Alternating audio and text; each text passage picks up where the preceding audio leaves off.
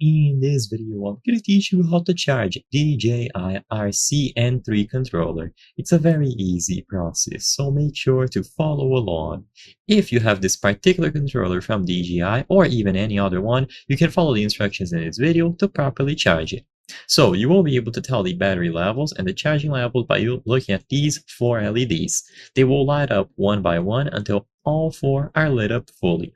So in order to charge this, you will need a standard USB-C cable.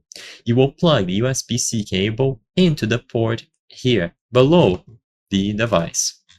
Now, it doesn't matter if this is USB-C to USB-A, USB-C to USB-C, and so on, as long as you plug it into a valid power source. This can be a power bank or a wall outlet.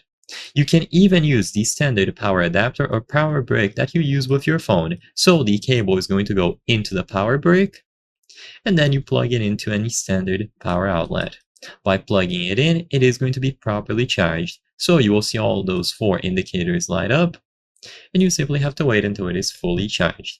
Like I said before, you can use one of these, and as I mentioned earlier as well, it doesn't matter if the other end is USB-A or USB-C. You simply need a cable going from the power brick or the power adapter into the DJI.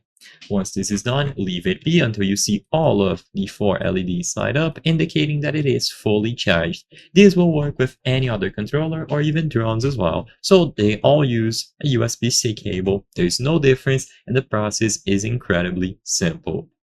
You might also be able to buy accessories like battery packs and portable batteries, but overall, it is recommended to charge it into a standard power outlet. So I hope I was able to help you. If this video helped you, please consider subscribing. As you can see, 83% of the people watching our videos are not subscribed.